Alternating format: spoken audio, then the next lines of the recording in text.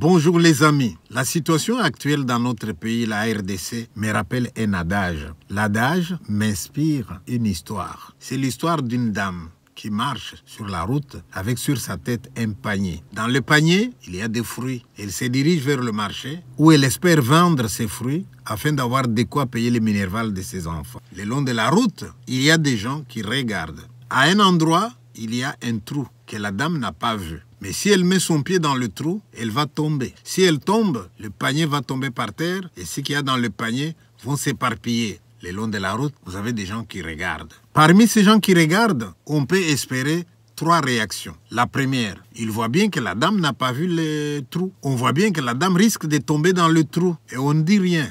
On est indifférent. La deuxième catégorie, c'est ceux qui peuvent dire « Attention madame, il y a un trou, vous risquez de tomber ». Vous avez aussi une autre catégorie de ceux qui regardent, qui ne disent rien, mais qui espèrent même que la dame tombe. Comme ça, si elle tombe, le panier va tomber par terre, les fruits vont s'éparpiller et les badauds qui sont le long de la route vont ramasser et tout le monde aura perdu.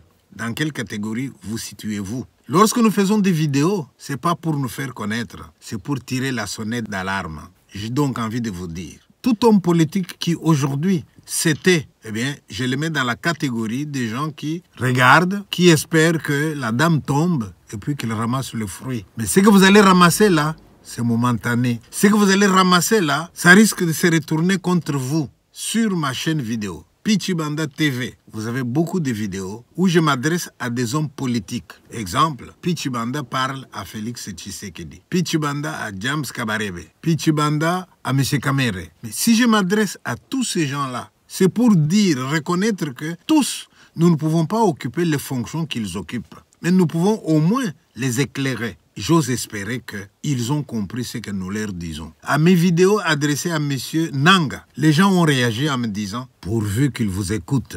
Mais au vu de l'évolution de la situation, je peux me poser la question « Nanga m'a-t-il écouté, oui ou non ?» M. Nanga ne peut pas dire qu'il n'a pas vu mes vidéos. Est-ce qu'il m'écoute ou il ne m'a pas écouté? Ou alors, il m'a écouté, mais c'est trop tard pour lui d'agir autrement qu'aller dans le sens où il va. Je peux poser la question à M. Nanga aujourd'hui. M. Nanga, vous avez libéré Goma, vous avez libéré Bukavu, vous avez libéré. Pour libérer, il faut tuer les gens de là-bas. Et quand vous les tuez, M. Nanga, vous nommez des gens à des postes, gouverneurs, vice-gouverneurs, etc. Mais est-ce que c'est logique, M. Nanga, que vous, Congolais, vous allez pour libérer le Congo, mais les gens que vous avez nommés vont aller tout de suite au Rwanda et tenir ces discours? Occupons ces collines-là. Les jeunes qui sont ici, prenez courage. Allez dire au revoir à vos femmes et à vos mères. Puis nous allons partir. Allons-y vraiment. Les voies sont libres maintenant. Il y a ceux qui sont à Kamanyola et dans les collines de Rourambo. Pourquoi vous restez ici? Les jeunes filles, venez, nous allons partir. Ces vieux, nous leur accordons 3 semaines pour se préparer et acheter de bons bâtons. Vous allez nous rejoindre. Mais nous devons partir. Et nous devons partir maintenant. Nous avons occupé Goma. Êtes-vous au courant? Nous avons occupé Bukavu. Nous allons partir ici. Et maintenant, rangeons-nous derrière le commandant Sematama pour conquérir ces collines. Enlevons cette saleté de là. J'espère que vous avez entendu par quoi se termine ce discours.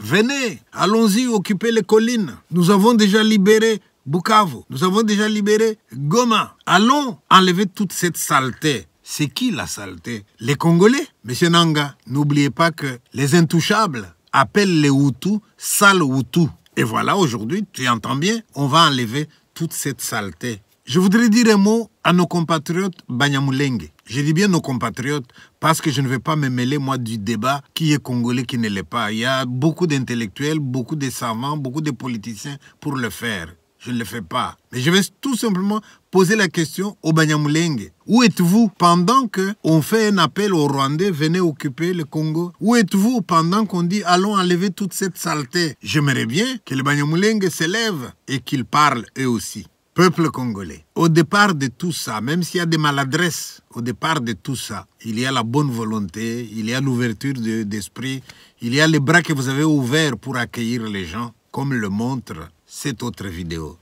Depuis 1961, des troubles ont obligé quelques 120 000 personnes, pour la plupart des Watutsi, à quitter leur pays. Souvent pourchassés, Ils ont dû fuir hâtivement. Ils laissaient tout derrière eux, leurs troupeaux, leurs biens, parfois même un enfant. Ils se retrouvèrent des dizaines de milliers dans les pays limitrophes. Burundi, Ouganda, Tanganyika et provinces congolaises du Kivu. Ils étaient déracinés, anxieux, à la limite de leur force. Il en mourait jusqu'à 100 par jour. La Ligue des sociétés de la Croix-Rouge accepte de coordonner des programmes de secours. Ainsi débute la phase d'urgence de l'opération. Il faut nourrir, vêtir, abriter, soigner. Mais les réfugiés sont tristes. Leurs pensées sont ailleurs. Là-bas, au-delà des collines, il y a le pays de leur enfance, l'odeur familière du troupeau.